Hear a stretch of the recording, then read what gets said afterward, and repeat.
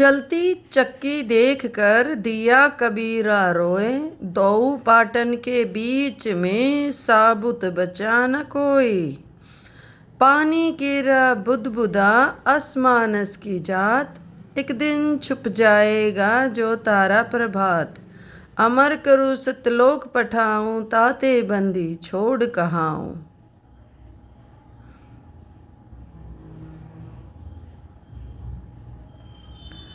गरीब साहिब से सतगुरु भये, सतगुरु से भये संत। धर धर भेष विशाल अंग, खेले आदि और अंत।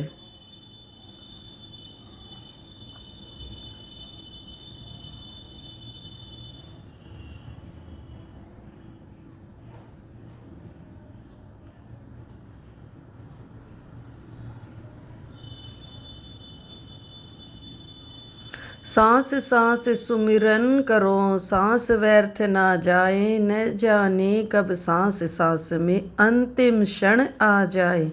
ऐसे ही संत रामपाल जी महाराज के सत्संग सुनने के लिए जुड़े हमारे चैनल के उत्तर प्रदेश वाले इन महापुरुषों ने भी जो का जो वर्णन बताया है और वही कबीर सागर के अंदर आपको दास ने दिखाया है। तो इसको कख नहीं पता, ये चतुर आदमी है, अटपट करके दुनिया को अपने पीछे लगाए बैठा है। सच्चाई कहना एक संत का परम कर्तव्य होता है, वो दास निभा रहा है। और ये संत है तो संत तो और अच्छी आत्मा के होते हैं। जब पता लग जाए कि हम गलत दिशा में जा रहे हैं तो इनको भी सावधान होना चाहिए। न चेले साथ चलेंगे मृत्यु के उपरांत, न ये आश्रम साथ जाएंगे, साथ जाएगी सत्य साधना। तो इनको स्वयं भी अब सोचना पर विवश होना पड़ेगा और अंत में इनको कहना पड़ेगा कि हमारे पास यथार्थ मार्ग नहीं है। तो इसमें इनकी महानता होगी। अब नहीं तो फिर सब इधर आना ही है।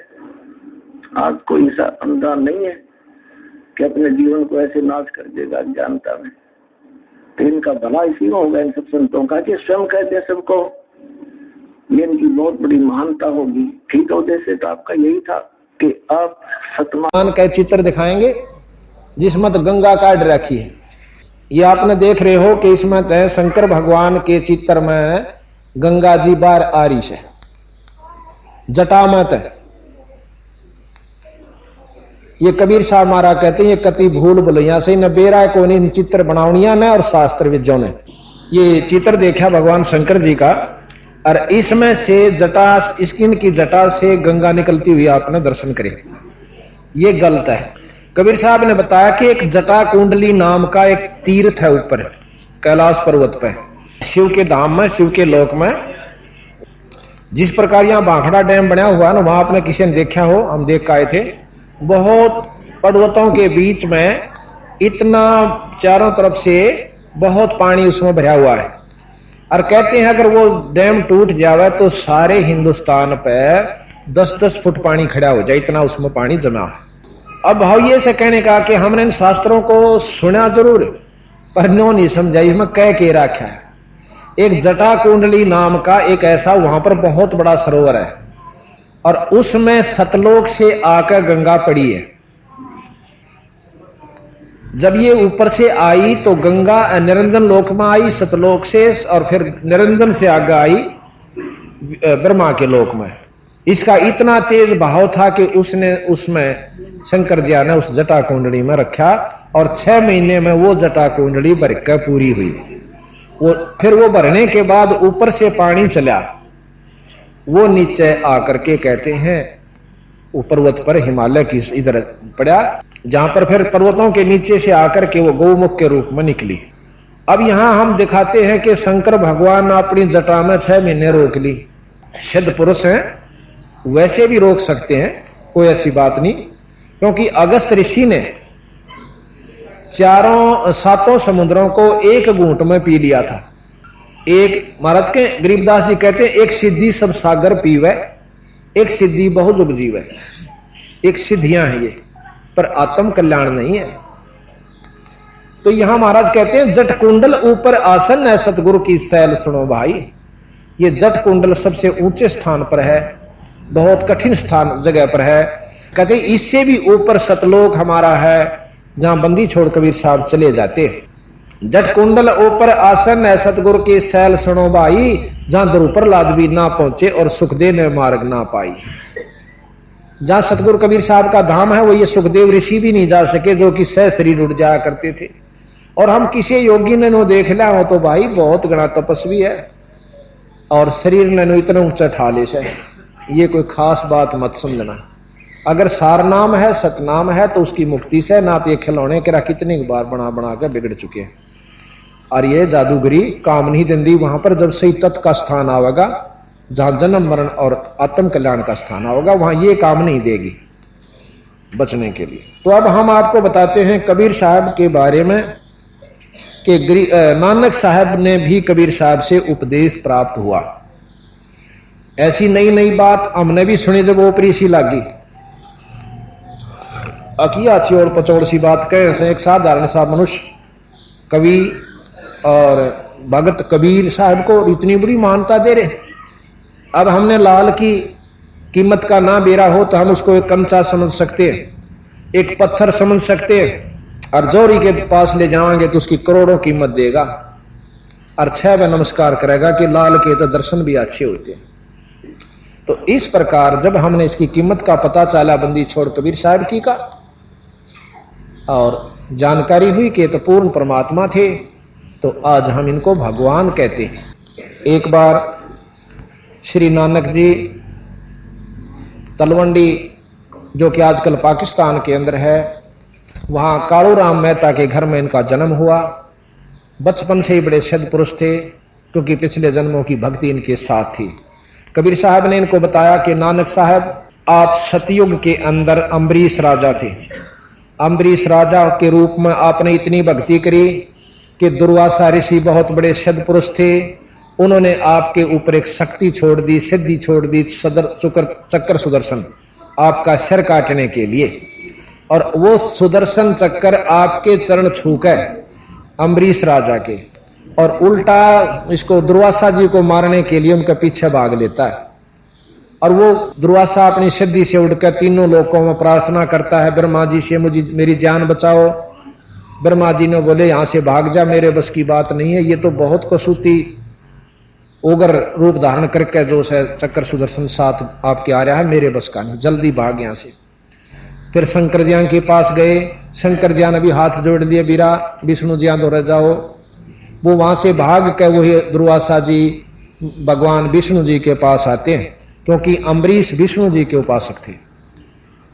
तो विष्णु जी भी और कृष्ण जी के गुरु थे दुर्वासा जी, जो त्रेता द्वापर युग में आए।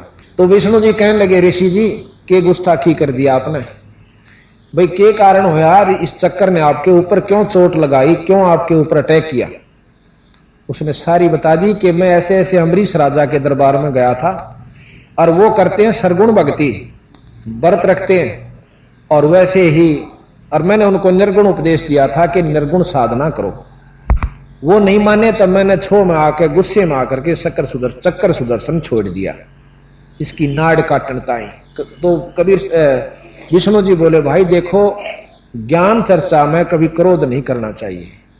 बातचीत कर रहे हो, कोई मानता है उसका भला, ना माने उसका भला, और जबरदस्ती ज्ञान आप किसी पर नहीं थोप सकते। ये आप पाप के भागी होगे और आपने तो नाड़ काटनी चाहिए, वो भी एक भगत की। अगर जाकर उसके पांव पकड़ ले तो तेरी माफी से ना कती माफी। अब दुर्वासा जी भयभीत भय खा गया कि कदे रास्ते में मार दे मन यू, पांव पकड़ने वाला महाराज मन बख्श दो, और आपसे नहीं बच सका तो अम्बरीश कैसे बचावेगा, कदे कहीं मुझे ये रास्ते में ना खत्म कर दे। कि नहीं, कतई नहीं करेगा, उसके पांव पकड़ ले और वो ही बकस सके तन बख्शेगा। तो जी वहां से वापस चाल पड़ा। दुर्वासा जी अम्बरीश के दरबार में आ जाते हैं। राजा अम्बरीश के चरणों में सर टेक देने का मेरी जान बख्श दो, मेरी जान बख्श दो ऋषिवर, मेरे से गलती होगी। अम्बरीश ने वो चक्कर सुदर्शन पकड़ का हाथ में और उसके मस्तक का ला दिया कि ले तेरा वापस। पर देखे ख्यास करिए, भक्ति के भाव तेरा करो। कितना बड़ा सिद्ध पुरुष हो, कितना साधक हो, कभी भक्ति को भंग करके उबर नहीं सकता।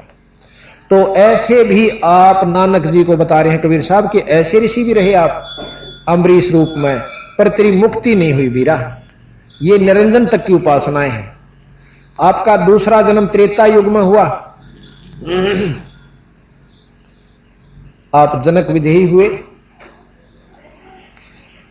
जो कि सीता जी के पिताजी थे, राजा जनक। और आपके अंदर इतनी शक्ति थी कि जाति समय जब यहां से आप गए, हां, और राजा जनक जो है सुखदेव ऋषि के गुरु हुए। जो सुखदेव ऋषि इतने योगी हुए कि तीनों लोकों में चले जाया करते उड़ के, उनके गुरु राजा जनक हुए।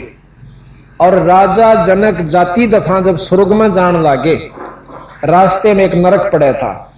उस नरक के अंदर जीव बहुत बुरी तरह तड़फ रहे थे। 12 करोड़ जीव उसमें भुगत रहे थे। तो राजा जनक ने पूछा अपने पार्षदों से, जो उनके साथ उनको लेकर आदर से विमान में लेकर जा रहे थे विष्णु लोक की तरफ। कहने लगे, ये क्या आवाज आ रही है, इतनी मार्मिक हृदय विदारक चीख, क्या की सब भाई? तो उन पार्षदों ने बताई कि यहां पर एक नरक है, उस नरक में जीव अपनी करनी भरनी भुगत रहे हैं। और वो चिल्ला रहे हैं कि ये कितने दिन भुगतेंगे, ना जाने कितने युगों तक इनको में इसमें भोगना पड़ेगा। तो उन्होंने पूछा कि इनका कोई समाधान हो सकता है? अग जी कोई समाधान नहीं धर्मराय बता सके। धर्मराय को बुलाया वहीं पर जनक जी ने, और धर्मराज आ जाता है। कहने लगा, हाँ ऋषि जी, कैसे याद किया कि ये जो जीव जो दुख पा रहे हैं नरक में, इनका कोई समाधान है? अग्नि जी ने अपनी करनी भोगनी पड़ेगी। अकबर मेरे तो नहीं देखा जानता, अगर ना मांग जाऊं जब तक इनका छुटकारा नहीं हो जाएगा। तो धर्मराय ने राज ने सोची कि अच्छा पंगा पाया इन्हें। बोला एक समाधान है, आपने अपने पुण्य देने पड़ेंगे और ये कुछ समय के लिए बाहर आ जाएंगे। बोला मैंने मंजूर है। तो अपने पुण्य राजा जनक ने उन नरक वाले जीवों को संकल्प किया, तो वह जीव नरक से बाहर आकर के स्वर्ग में भेज दिए। अब विचार सुनिए, बहुत ध्यान पर सुनने की बात से, ये कथाएं नहीं है। इन कथाओं से हम महाराज ने सार निकाल कर दिया। फिर अब काल की क्या व्यवस्था है कि राजा जनक ने खूब भक्ति करी, पुण्य किया और रास्ते में छल कपट करवा दिया इसी काल निरंजन ने, और वो पुण्य उसका अक्षीण करवा दिया। राजा जनक बैठा स्वर्ग में जाके फिर नानक के रूप में प्रकट कर दिया तलवंडी पाकिस्तान में। तो ये बात कबीर साहब ने नानक साहब तो बताई। इब दिल तो कांप जैसे जब इतनी भक्ति करी बीरार, तो भी उल्टे चक्कर काट रहा से, मुक्ति कहां हुई थारी? तो न बोला जी फिर के करा, पर मैं तो जो है एक निराकार ज्योति अंदर मुझे दर्शन देती है, निरंकार, मैं उसका जाप करता हूं और वो मुझे पूर्ण रूप से दर्शन दे रही है। कबीर साहब ने बोले ध्यान लगाओ। न बोले नानक साहब तेरे 60,000 जन्म हो लिए जब तक तू सतलोक से आया, और हमसे बिछड़ा बेटा तेरे 60,000 जन्म हो लिए बच्चा, और तू सथाई नहीं हो। और तेरे जैसे महान भगत भी चक्कर काटते हैं, तो और आम जीव कहां मुक्ति की बाट देखें, इंतजार करते हैं, कहां आशा रखते हैं मुक्ति की। नानक साहब का पसीने आए कि के समाधान महाराज, कि मैं नाम दूं, सतनाम मेरे पास है, और जब तेरी मुक्ति हो, काशी में रहता हूं जुलाया सुबाई, काशी के अंदर किसी ने पूछ लिया कभी तेरा दिल करे तो आ जाना। पर तू निरंकार की जो उपासना करता है, अब ध्यान लगा, वो ज्योत और वेद भी आखिरी परमात्मा की प्राप्ति उस ज्योति के दर्शन बताते हैं। प्रकाश में तेजो में परमात्मा सहस्रार कमल दल में है। सहस्रार कमल दल का मतलब 1000 कमलों वाला, 1000 पंखड़ियों वाला वो स्थान जहां पर 1000 ज्योतियां न्यारी न्यारी चमक रही हैं, उसको आखिरी धाम और निरंजन धाम, चौथी मुक्ति, वो योगी प्राप्त करते हैं जब सहस्रार कमल में पहुंच जाते हैं। सहस्रार कमल में ज्योत नजर आती है, उस ज्योत को देखकर ये भगतजन अपनी आत्मा को प्रसन्न तथा मुक्त समझ लेते हैं। कबीर साहब ने बोले ध्यान लगाओ, ध्यान लगा तो ऊपर पहुंचे। सारा कुछ दिखाकर निरंजन का लोक, विष्णु का लोक, शंकर जी का लोक, गणेश जी का लोक, सब लोग दिखाए, और फिर अपने लोक में निरंजन का लोक दिखाया। उसके बाद इस अंड ब्रह्मांड को पार करके अपने लोक में ले गए, सतलोक में। वहां जाकर के कबीर साहब आसन पर सतपुरुष अपने आसन पर बैठे हुए और कबीर साहब चंवर करते हैं।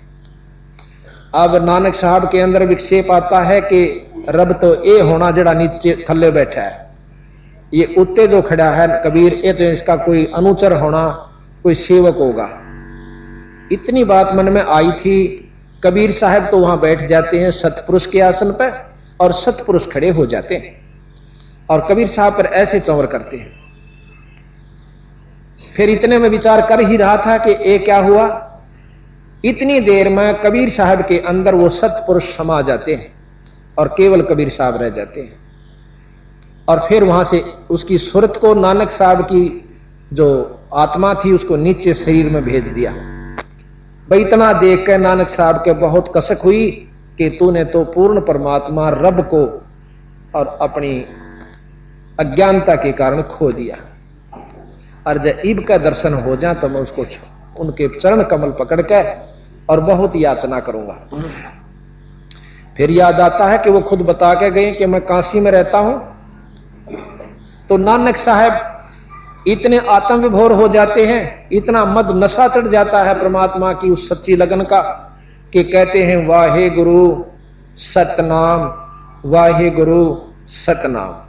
कि वो गुरु जो मैंने ऊपर देखा अपनी सुरत द्वारा उस लोक में, सतलोक की जो झलमल ज्योति देखी, तो ये दूसरे लोकों की जो रोशनी है वो उससे बहुत फीकी नजर आई। जैसे जीरो का बल्लभ भी ना रोशनी हो अंधेरे में वो बहुत काम कर देवा है। 60 का जब वाट का बल्लभ चसेगा तो जीरे वाला चस जरूर रहा है, पर उसके ज्योति का रोशनी का महत्व नहीं रहता। इसी प्रकार मरकरी बल्ब के सामने 60 वाला भी कुछ काम नहीं करता, पर जग जरूर रहा है। उससे ऊपर जब सूर्य निकल आता है तो वो सब बल्ब काम नहीं करते और चांदना केवल सूर्य का ही प्रकाश उनके सामने बहुत ज्यादा होता है। इसी प्रकार जब सतलोक रोशनी प्रकाश सब लोकों में है। अब ये ध्यान से सुनते जाइए, जो 7 दिन इस बात को सुनेंगे वो आखिरी दिन के निचोड़ को पूर्ण रूप से पकड़ पाओगा। प्रकाश हर इष्ट का है, हर देव का है। हम केवल प्रकाश को देख करके अपनी आत्मा की सफलता तथा कल्याण समझ लेते हैं, ये कबीर साहब ने बताया गलत है। अंधेरे में एक मच्छर या तीतली या जुगनू पतंग देख लेते हैं कि जीरो का बल्ब चस गया, उसके चारों तरफ मंडराते हैं। 60 का जब चस जाता है तो उस जीरो के छोड़ के 60 वाले पर चले जाते हैं, और जब और ज्यादा बड़ा तेज चस जाता है उसको भी छोड़कर वहां चले जाते हैं। सबसे पहले उन्होंने जीरे वाले बल्लभ को भी सत्य माना था, क्योंकि अंधेरे में वही काफी था। जब उनको मेरा पता चला कि एक और रोशनी है तो उसको त्याग कर वहां पहुंच जाते हैं। इसी प्रकार हमने अभी तक रोशनी सुनी जरूर है, शास्त्रों में भी सुनी है। महात्मा बुद्ध की आखिरी उपलब्धि यह है कि मैंने एक रोशनी देखी। उसके बाद उसने कोई ज्ञान नहीं कि कौन सी रोशनी देखी, उस रोशनी कहां तक की थी। ये कबीर साहब बतावें कि किस रोशनी का उपलब्धि उन्होंने हुई। तो बात यह है कि हमने शास्त्रों को सुना जरूर, महापुरुषों की वाणियां भी सुनी, उनकी उपलब्धियां भी देखी पढ़ी, परंतु जब बंदी छोड़ते मिलाई तो वो 0 और 60 था। इस प्रकार के बल्लभ यानी उनकी इस प्रकार वैरायटीज मिली, उनके न्यारे न्यारे ऐसे ऐसे उनमें अंतर था। तो वहां से वो इतना आत्मविभोर हो गया कि वाहे गुरु सतनाम, वाहे गुरु श्री सतनाम श्री वाहे गुरु। अब वही गुरु मिला जो मेरे सामने नो कह के गया था कि मैं सतनाम दूं तो मेरा छुटकारा हो, ना तो मैंने सुने लिया। 2 जन्म तो मेरे ऐसे हुए जो कि आम व्यक्ति के नहीं हो सकते। राजा अम्बरीश के रूप में और जनक विदेही के रूप में नानक जी का जन्म पूर्व जन्म था। अब वहां से नानक जी चल पड़ते हैं और काशी पहुंचते हैं। कबीर साहब से नाम लेते हैं। कबीर साहब से नाम लेने के बाद उनकी मुक्ति हुई। अब ये बात आप विचार करियो और आपको शास्त्र प्रमाणित देंगे, हम वैसे नहीं कहेंगे। और अपने आप 2-4 बार सुन लेने से अंतःकरण में यह बात जमा हो जाएगी, क्योंकि हमने और ज्ञान भी तो शास्त्रों से ही अपने अंतःकरण में जमाया है, या किसी से कहने सुनने में ही उसको सत्य मानना होगा। कोई अपना ज्ञान तो आपके पास नहीं है। रामकृष्ण भगवान विष्णु को हमने परमात्मा की संज्ञा में उनकी लीलाएं सुनकर, उनकी करामात देखकर परमात्मा की संज्ञा मान ली, मैं लिया उनको। और इसी प्रकार जो है, जब आप कबीर साहब की महिमा सुनोगे तो आप अपने आप फैसला अपने मन को आप पर दे देगा आपका। कहने की आवश्यकता नहीं पड़ेगी। तो कहते नानक साहब वहां पहुंचते हैं और नाम लिया। जब नानक साहब का छुटकारा, अब गरीबदास जी अपनी वाणी में प्रमाण देते हैं कि झांकी वेख कबीर की, नानक कीती वाह, और वो सिखा का गल पड़ी कौन छुटावता। झांकी किसे कहते हैं? 26 जनवरी के ऊपर आप नारे नारे राज्यों की अपनी अपनी उस राज्य में जो भी अति उत्तम व्यवस्था होती है, बहुत सुंदर सुजित उसको सज्जित करके सुसज्जित करके दिखाया जाता है, और उन उसको झांकी कहते हैं, झलक कहते हैं। और जो सबसे अच्छी झांकी होती है उसको पसंद करके इनाम दिया जाता है। इस प्रकार विष्णु लोक की झांकी भी नानक साहब को कबीर साहब ने दिखाई, शंकर लोक जी की भी, शंकर जी के लोक की भी झांकी दिखाई, और ब्रह्मा के लोक की झांकी दिखाई, गणेश जी के लोक की दिखाई, और सब लोग दिखा के माता और निरंजन ब्रह्म तक की दिखा करके अपने पूर्ण ब्रह्म की तरफ वो ले गए। तो वो जो झांकी देखी, वो पूर्ण ब्रह्म का नजारा जब देखा, तो फिर वह ज्योति जैसे जीरो के बल्लभ को सत मान रखा था, 60 का चसने के बाद, प्रज्वलित हो जाने के बाद वह अच्छी नहीं लगी, वहां उसके सौता अट्रैक्शन हो जाता। यह बस की बात नहीं है। आज हमारा मुख्यमंत्री से मेल हो और एक प्रधानमंत्री का नुमाइंदा मिल जाती, सा बावड़ा कोई नहीं सके, पाछे न रह जाएगा। तो जब तक हमने जहां तक ज्ञान है उतना अवश्य, परंतु जब पूर्ण लाभ का ज्ञान होगा कि सच्चे ये जो संत है, ये परमात्मा हमें ये लाभ दे सकता है, तो हम उसकी तरफ स्वतः अट्रैक्ट हो जाएंगे, कहने की आवश्यकता नहीं पड़ेगी। अब नानक साहब के बारे में आपको वर्णन देते हैं थोड़ा सा, फिर ध्यान से सुनिए। और फिर बालाजी, उनके मर्दाना जी दो शिष्य थे, उनकी भी वाणी इसमें लिखी हुई है कि उनसे प्रश्न उत्तर हुए हैं कि अंगद राय जी ने पूछा था कि आप तो गुरुजियां के साथ रहते थे, कोई खास बात बताओ। फिर उन्हें बता रखी है, अभी आपको सुनाएंगे। तो नानक साहब ने, महाराज कहते हैं, झांकी वे कबीर की, नानक कीती वाह, और वो सिखा के गड़पड़ी इब कौन छुटावेता। हमने कल भी आपको बताया था, पंजाब में भी हमारे आश्रम गरीबदास जी के 100-150 आश्रम है। गरीबदास जी छुड़ानी के अंदर, जैसे कल बताया था कि चौधरी बलराम जी के घर में धनखड़ गोत में गरीबदास जी ने जन्म लिया, और इनको जो कबीर साहब ने दा के दर्शन दिए अपने लोक थे सतलोक से, और वो नाम दिया, सब लोग दिखाए, वो वाणी सारा विवरण जो आख्या देखा उन्होंने इसमें लिख दिया। कबीर साहब गरीबदास जी के कम से कम भी 20-25 आश्रम हरिद्वार के अंदर है। गरीबदास जियों के आश्रम पंजाब के अंदर कम से कम 150 और 140 के आसपास गरीबदास जियों के नाम का आश्रम है। कुटिया है गांव-गांव में, और वहां पर इस वाणी का पाठ होता है। अब नानक साहब की वाणी आपने सुनी होगी, ग्रंथ साहब, उसके अंदर क्या है, 48 घंटे चलती है वो वाणी।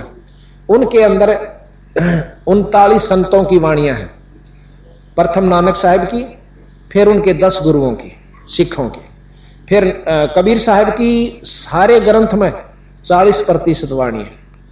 60% में वो 10 गुरु जी भी आ लिए, और साथ में 39 संतों की वाणी, जैसे कबीर साहब, नामदेव जी, नाभाजी और मीराबाई, और भी बहुत से संतों की है, रविदास जी, इन सब को मिलाकर के एक संग्रह किया गया। तो इन सब का एक संग्रह करके ग्रंथ साहब बनाया गया। उस वाणी के ज्ञान से प्रतिदिन पाठ होते हैं। और गरीबदास महाराज ने अकेले ने 48 घंटे की वाणी लिख रखी है, बस ठीक है, 48 घंटे की। उसी ग्रंथ के बराबर अकेले महाराज गरीबदास जी की वाणी है, जिसमें ज्यों का त्यों वर्णन, 4 वेद, 6 शास्त्र, 18 पुराण, 11 उपनिषद, महाभारत, गीता, भागवत, रामायण और मुसलमान धर्म, ये हमें कहां तक लाभ देते हैं। और फिर अपनी बताई कि भाई इस पर काम नहीं चलता। तो इन बातों का ज्ञान नानक साहब को कबीर साहब ने दिया। तो उसके बाद कबीर साहब ने ये पंथ चलाया, जिसको शिष्य पंथ। सिख कोई धर्म नहीं होता, शिष्य, पंजाबी में शिष्य को सिख कहते हैं। जो स होता है पै वाला, उसको ख भी बोला जाता है। जैसे पाषाण हम पढ़ते हैं तो पाखाण भी कहते हैं, पाषाण। तो इसी प्रकार अक्षीर कहते हैं, उसको खीर भी कहते हैं। खीर लिखा जाता है तो पेट पाड़ा से और रे, इसको खीर कहते हैं। अक्षीर भी कहते हैं, शीर भी कहते हैं, यानी से जो है ये दोनों तरफ बोला जाता है। तो सिख कहा, जो उपदेशी होते हैं उनको शस कहते हैं। अब फिर बाद में 10वें गुरुजिया ने उनकी अलग से वेशभूषा बना दी, वो वेशभूषा सिख नहीं है। जो शस होते हैं वह सिख। बड़ी तेज करते। अब आप ध्यान से सुनिए। श्री नानक जी युगों युगों से निरंजन की भक्ति करते आ रहे थे। निरंजन के बारे में आपको बताएंगे कल। आज हमारा एक बोर्ड बन जाएगा जिसमें सारा वर्णन दे रखा है, निरंजन कहां तक की उपलब्धि देता है, क्या है वो। वैसे मोटा बता दूं कि निरंजन ब्रह्म कहते हैं, वेद उसको ब्रह्म कहते हैं, संत उसे निरंजन कहते हैं। ज्योत निरंजन प्रकाश में परमात्मा, वेद उसको प्रकाश में परमात्मा कहते हैं, संत उसे ज्योत निरंजन कहते हैं। और ज्योत निरंजन को ही ब्रह्म कहा है, और साथ में संतों ने इसको काल की उपाधि दी है, क्योंकि इसमें समय प्रधान है। और काल के दूसरे मायने हम परसों बताएंगे। श्री नानक जी युगों युगों से निरंजन की भक्ति करते आ रहे थे। नानक जी महान भगत थे। राजा जनक विदेही भी श्री नानक जी का त्रेता युग में जन्म यानी अवतार था। बहुत भक्ति की।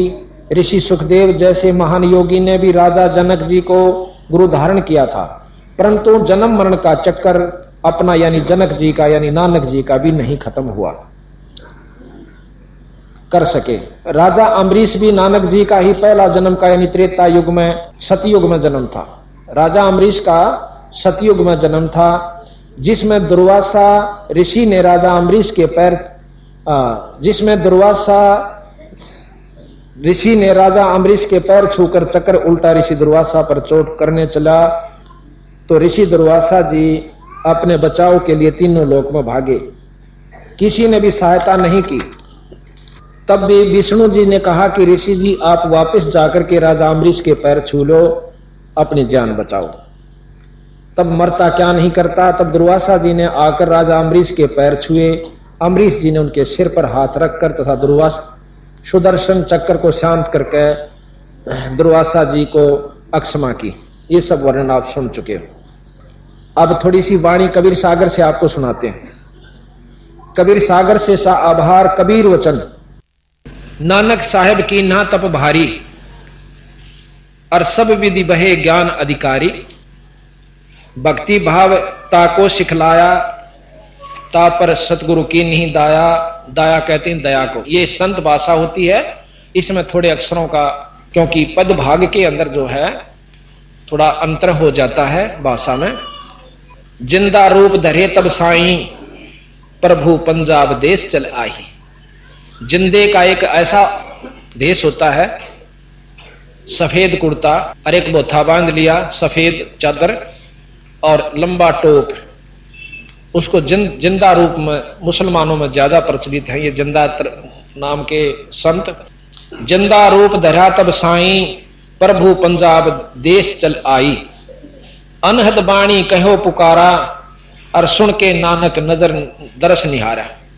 नानक साहब बैठे थे, कबीर साहब इतनी दूर बैठ के अपनी ये बात सुनाने लागे कि जिस प्रकार गरीबदास जी ने कहा कि अदली आरती अदल पठाऊं, युगा युगा का लेखा ल्याऊं।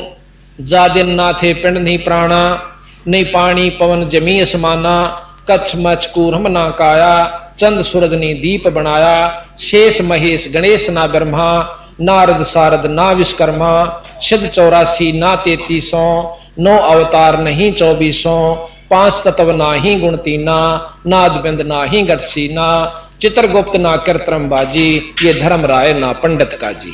भाई धू धूकार अनंत युग बीते, जादन कागज कहो किन चीते।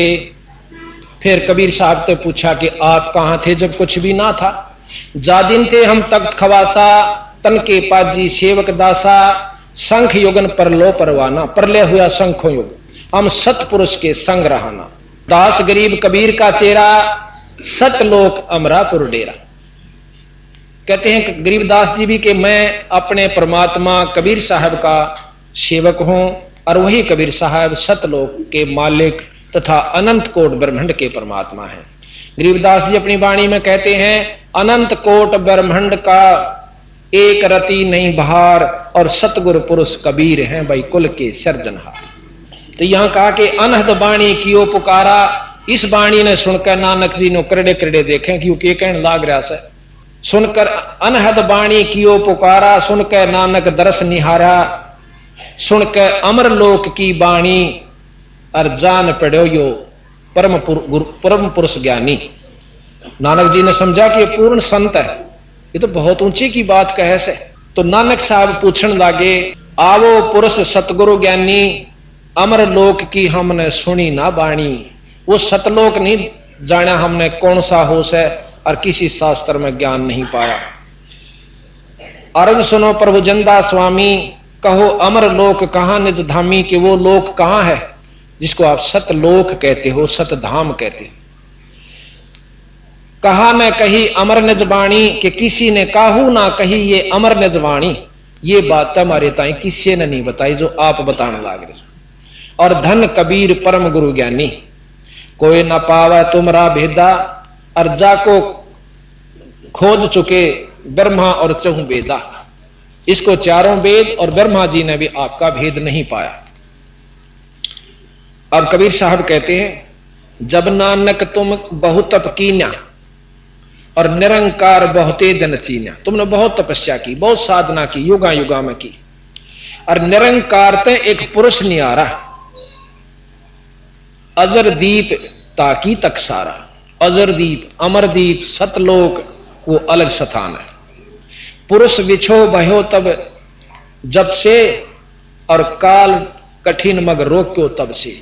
जब से भी आप सतलोक से यहां आए थे अपनी इच्छा अनुसार, पर उसी समय आपका रास्ता इस मार्ग काल ने गलत साधनों से, गलत शास्त्रों से रोक दिया। इत तुम सरस भक्ति ना होई, क्योंकि परम पुरुष ना भेटो कोई। यहां आपकी सरस भक्ति, एक रस भक्ति नहीं होती। आपने देखा होगा कि आपने बहुत सी साधन नाटक भी सुने होंगे कि विश्वामित्र जी ने तप करा, बहुत जाजूल तप कर लिया, परंतु नहीं होने दिया। एक अप्सरा को भेजा, उर्वशी को भेज कर उसका तप खंड करवा दिया। तो महाराज कहते हैं, काल की व्यवस्था में प्रथम तक कोई भजन करना नहीं चाहता, और चाव अभी से तो यू काल होने नहीं देता। कि आंट लाग रही थी उसके तपना भंग करने की, ठीक से अपना भजन करा था, करण देते। या कोविद क्यों आई उनके मन में, ये काल प्रेरित होते हैं। इंद्र का भरदी गुब्बारा के तेरा राज खोज लेगा, उसने ठह श्रृंगारी अपनी उर्वशी, और विश्वामित्र का खंड कर दिया। तो महाराज कहते हैं, ये इत तुम सरस भक्ति ना होई, क्योंकि परम पुरुष कोई ना भेंटा कोई। आपको सतमार्ग दर्शक नहीं मिला, आपको रास्ता सही नहीं मिला। इस करके कोई तो तप पे लाग रहा है, कोई गीता पढ़ के मुक्ति चाहे, कोई पुराणों को पढ़ के मुक्ति चाहे, कोई वेदों के ज्ञान को, कंठस्थ वेद घोट लेने को ही मुक्ति समझता है, और कोई कुरानों को और मुसलमान भाई अपने उन ओछी साधनों को ही अपनी मुक्ति का साधन समझते हैं। तो बंदी छोड़ कबीर साहब ने दोनों धर्मों की जो कमियां थी वो ज्यों की त्यों कही, और खड़े होकर बाजार में कही, और सब धर्म, सब मतलब उनके मंडलों में जाकर कही, जहां पर विद्वान और उनके मौलवी और पंडित और काजी बैठे हुआ करते थे। और उस समय आज कोई कह के दिखा दो अरब कंट्री में जाके एक भी लफ्ज और इस्लाम धर्म के खिलाफ। और कबीर साहब ने सरेआम, जबकि मोहम्मद, इसमें दिल्ली के अंदर सिकंदर लोधी राजा होया करता था, बहुत क्रूर बादशाह था, जो बहलूल लोधी का पुत्र सिकंदर लोधी था, वो बहुत क्रूर राजा था। उसको ऐसा ठोक ठोक का जवाब दिए थे, और उसने कोशिश करी थी कि कबीर साहब ने खत्म करवा दूं। उनकी परीक्षा लेनी चाहिए थी कि तू भगवान है, कहा मैं अल्लाह हूं, मैं खुदा हूं। कबीर साहब ने कहा, एक गऊ मंगा ली, हजारों आदमियों के सामने रुआ काट दी। वह गाबन थी, मां और बच्चे के 4 टुकड़े हुए। ने बोला, अल्लाह में यह गुण होता है कि इसको जीवित कर सकता है। कबीर साहब ने बोले, मेरा अल्लाह का यही गुण नहीं होता कि किसी मुर्दे ने जीवित कर दे, अल्लाह के और भी बहुत गुण होते हैं। केवल एक ही सिद्धि से भी आप अल्लाह मत स्वीकार करना, पर इसने जीवित जरूर कर दूंगा। कबीर साहब ने 2 चुटकी मारी थी, 2 थाप उस बच्चा कर गऊ का, दोनों उसी समय जुड़ जाती हैं और ला के बाछड़ा दूध की देग ठोक दी। बोल बंदी छोड़ महाराज की जय। ये तो 600 साल पहले का इतिहास है, कदे को सोचे गपोड़ मार रखे होंगे यार। जिसका नहीं यकीन हो उसकी अपनी बुद्धि वहीं तक काम करती है। परमात्मा में ये गुण है जो वो कर सकता है। तो सिकंदर लोधी ने पांव पकड़ लिए दिल्ली के बादशाह ने, अरने बोले आप अल्लाह की जात हो, परवरदिगार हो, मुझे बख्श दो। पालकी में बिठाकर उनके घर छोड़ कर आया था। ऐसे ऐसे चमत्कार आपको आगे बहुत कुछ बताएंगे जिससे आपको प्रमाणित करके दिखावांगे कि कबीर साहब परमात्मा है। तो यहां के तब तक हमसे बिछड़े भाई और 60,000 जन्म तू पाई। नानक साहब आपके 60,000 जन्म हो लिए जब तक तू सतलोक से आया है। दर दर जन्म भक्ति भल की नहा और फिर काल निरंजन चक्कर दीना। तने बहुत भक्ति करी, जितनी बार भी आप यहां पर आए बहुत भक्ति करके गए और फिर भी आपको जन्म मरण के चक्कर तय काल ने नहीं बचन दिया। ये व्यवस्था से इस ब्रह्मताएं की कि कोई जीव मुक्त नहीं हो सकता। कुछ समय स्वर्ग में बिठा दिया जाता है। स्वर्ग की परिभाषा आपको कल बताई थी। अपनी की हुई पूंजी ने शिमला खाया हुआ 10,000 रुपया ने वो खत्म होंगे उल्टा है, फिर आ जा, फिर आड़ा मंड जा, फिर खाया हुआ 2 महीने गर्मियां में। ये इतना सुख स्वर्ग में है। यही कबीर साहब बताते हैं। गरीबदास जी महाराज कहते हैं ये रहट का कुआ लोई। रहट तले भरया ऊपर खाली, नीचा भरया ऊपर खाली, और यागड़ बंदा है सब कोई।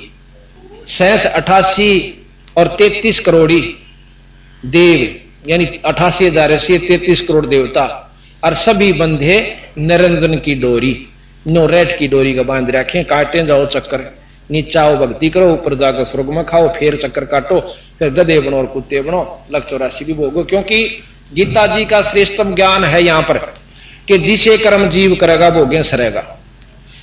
अब भाई बुरे भी होते हैं अच्छे भी होते हैं। बंदी छोड़ कहते हैं कि हमारी शरण माए पाछा आपने पिछले कर्मा पर आपके यहां पर क्रॉस कर दिया जाएगा, खत्म कर देंगे। कई भाई यहां ऐतराज करते हैं कि फिर तो परमात्मा अन्यायी हो गया। अन्यायी नहीं, वो न्यायी है। अब जैसे आपने देखा होगा कि ऐसा कभी नहीं हो सकता कि आदमी मानस मार दे और उसने माफ कर दे, खूब कर दिए जाते, यहां भी कर दिए जाते। आपने उग्रवादी सुने होंगे जिन्होंने कई कई आदमी मारने का प्रमाण दिया और सरकार ने कानून तैयार कर दिया कि पाछले थारे जो कसूर से सब माफ, पर आगे मत करियो भाई। और आज प्रमाणित है, एक फूलन देवी डाकू थी, उसके ऊपर भी यही कानून लागू हुआ था। तो बात यह से कहने का कि हम जितनी जानते हैं उससे आगे स्वीकार करने को हमारी बुद्धि तैयार नहीं होती। इस परमात्मा में वो शक्ति है बंदी छोड़ में कि हमारे पिछले पाप कर्मों को खत्म कर देगी। जिस प्रकार कोई नो हो ही नहीं सकते तो उन्हें इतना ज्ञान है, और हो ही नहीं सकते फिर भक्ति की क्या आवश्यकता रहेगी। जैसे पहले फसल में घास हो जाया करता, नुड़ान का रंधे इतने नुड़ा देते, फिर उसके बाद घास नहीं कटा करता। अब एक ऐसी दवाई चला दी कि उस घास ने खत्म कर देती है पर फसल को नुकसान नहीं करती थी। तो वह पहले भी दवाई पर पहले खोज नहीं पाए। इसी प्रकार ये नाम शुरू से है पर अब इसकी प्रचलित हो गया, तो अब यूं काम कर रहा है जैसे वह दवाई फसल में कर रही है। तुम बड़ भगत भवसागर आवा तो और जीव की कौन चलावा। कबीर साहब ने बोले नानक जी तेरे कैसे भगत भी यहां चक्कर काटन लाग रहे, तो आम जीव थोड़ी सी भक्ति ते कहां जाएगा बेचारा। निरंकार सब सृष्टि भुलावा, अब तुम करी भक्ति तो लौट क्यों आया। इस निरंकार ने, इस ब्रह्म ने, निराकार शक्ति ने इस सारे जीवों को बुला रखा है। और आपने इतनी अच्छी भक्ति करी फिर वापस क्यों आ गया। जब आप अमरीश रूप में गए अपने आप को न सोच के गए थे मैं मुक्त हो गया। नानक जनक विदेही के रूप में गए जब भी आप न सोच के गए थे मेरी बनेगी मुक्ति। अरीब नानक जी बन के आगे अगला जन्म तेरा नानक जी सा भी ब्योत नहीं रहेगा। ये सच्ची सोच लेना। और अपनी शक्ति से वो पिछला सारी बैक रील उनको दिखाई तो नानक जी का पसीने आए। अब देखो सच्चा भगत पाछे नहीं रहा करता। अभिमान मानक मैं ज्ञानी मैं ऐसे या थोड़े दिन की चाल लगी। महाराज कहते हैं चुंडित मुंडित सब पकड़ लिए। गरीबदास जी कैसे चुंडित बड़ी जटा लठाली रखा ली और कति घोट ऊपर सारा मुंडा लिया, इसे मुंडित कहते हैं। चुंडित मुंडित सब पकड़ लिए इन तय जमकिंग कर ना डरता।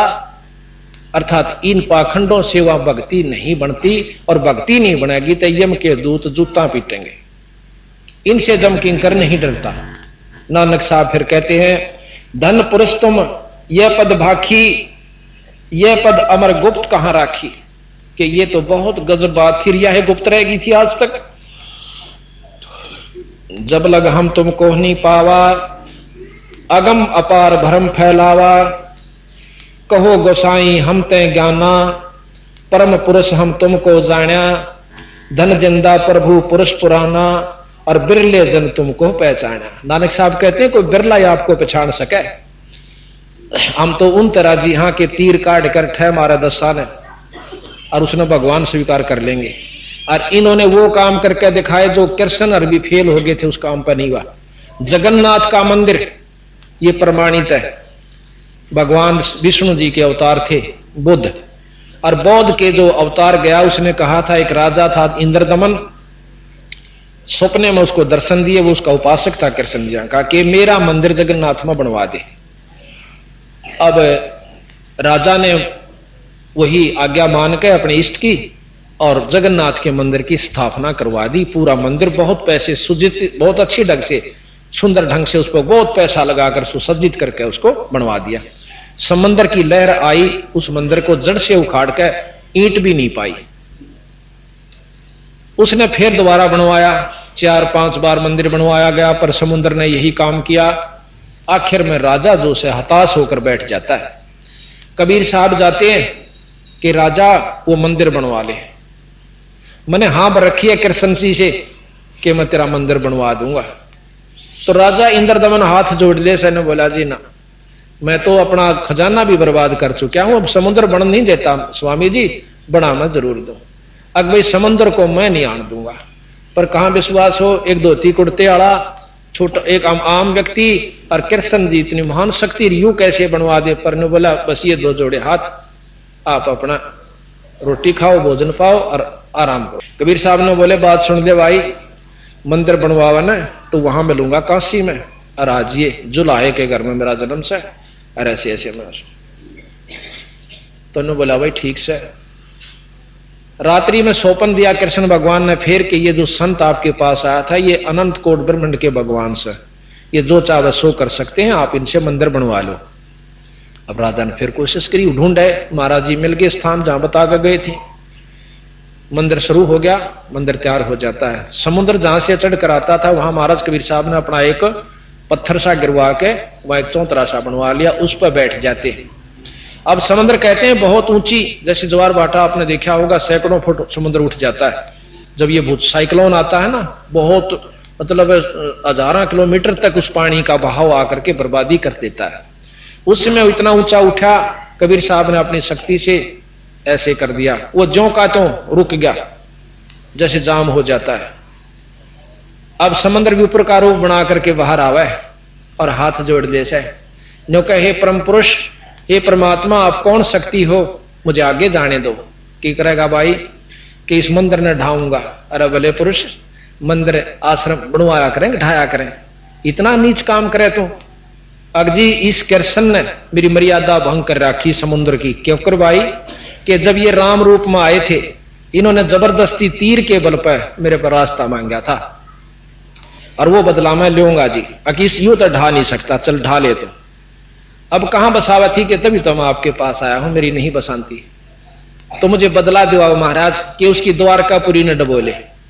आज भी प्रमाण है, द्वारका समुद्र ने डबो रखी है, और वहां जगन्नाथ के मंदिर से समुद्र नहीं ढाता, उसको बचा रखा है।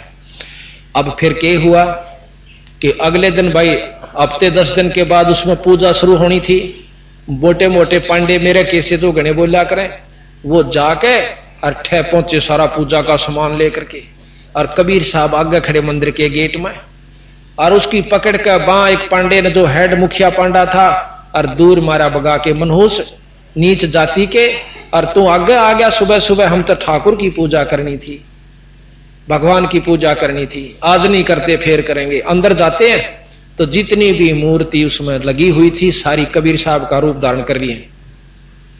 अब वो पांडे हो गए एकदम, भैया बड़ी की कहानी, तो कुछ देर के बाद वो वही मूर्ति बन जाती है। फिर वो धोते हैं खूब अच्छी तरह, पानी गिर गिर का मसड़ मसड़ का उसने अशुद्ध हो गया, पूजा शुरू कर दी। कुछ दिनों के बाद उस पांडे का कोड लाग गया, जिसने महाराज जी को धक्का दिया था। कोड लाग गया, इतना इलाज करवा लिया, तड़फ है, रात की नींद खत्म होगी, जन्म किल की मारे, सारा दवाई करा ली, कोई आराम नहीं हुआ।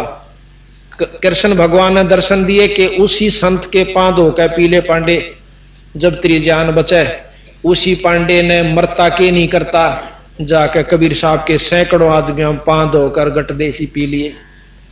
देखते देखते जानो कोड था नहीं उसका, उसी समय समाप्त हुआ।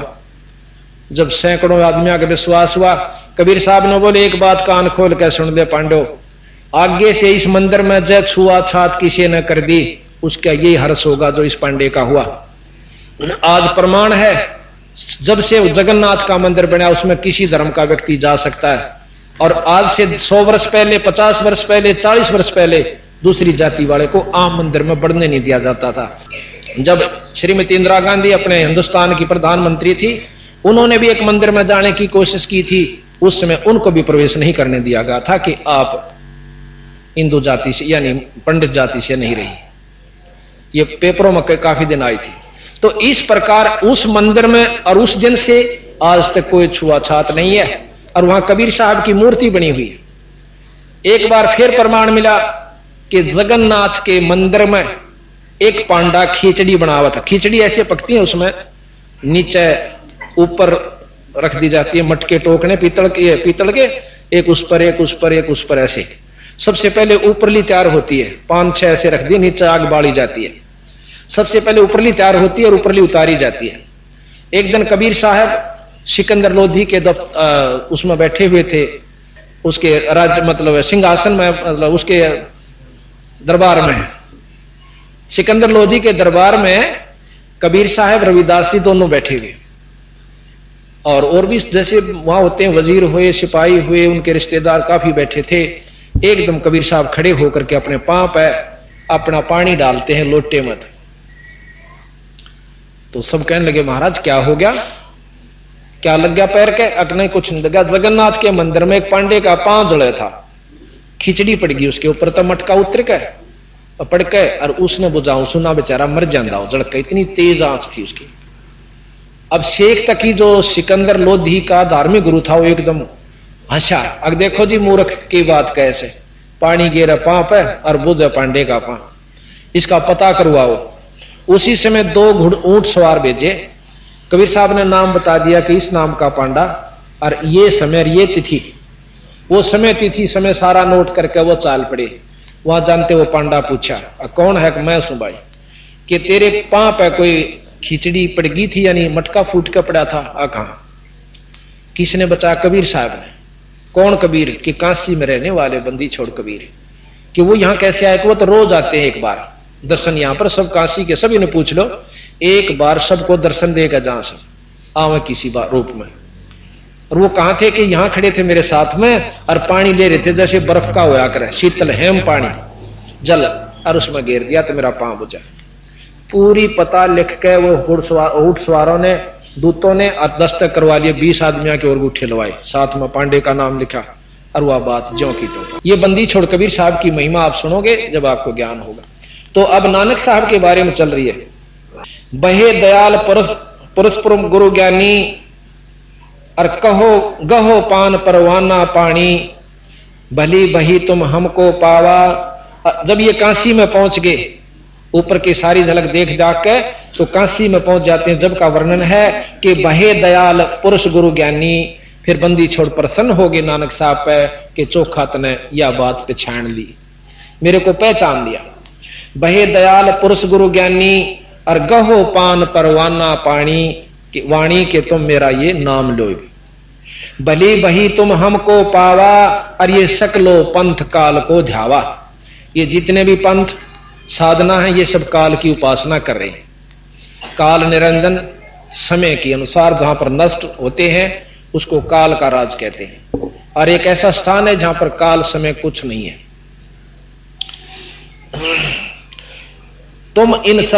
तुम इन तय अब बहे नियारा, भाई फेर जन्म ना हो वह तुम्हारा। अब तुम इस काल से अलग होगे, अब दोबारा तुम्हारा जन्म नहीं होगा। ये कबीर साहब नानक साहब को कह रहे। बली सुरत तुम हमको चिन्हा, और अमर मंत्र ले हम तुमको दीना। अब ये अमर मंत्र दे दिया मैंने आपको, इस नाम का जाप करा करी। सत्सम वेद कही हम कही निजवाणी, और परम पुरुष गत तुम बखानी। अब 4 वेद आपने सुने होंगे, यजुर्वेद, यजुर, श्याम, अथर्वण और ऋग्वेद। और 5वां वेद सस्वम वेद है, सर्वसम वेद, जो संतों के पास है। उस वेद का जब 5वें का ज्ञान होता है तब हमें इन 4 वेदों से ऊपर की जानकारी होती है। ऐसा कहा कि सर्वसम वेद कही निज बाणी, और परम पुरुष गति बहुत बखानी। नानक वचन धन पुरुष ज्ञानी करतारा। सत साई भक्तजनों, ऐसे ही संत रामपाल जी महाराज के सत्संग, प्रवचन और विचार, विशेष संदेश सुनने के लिए हमारे चैनल से जुड़े रहे। सत साई।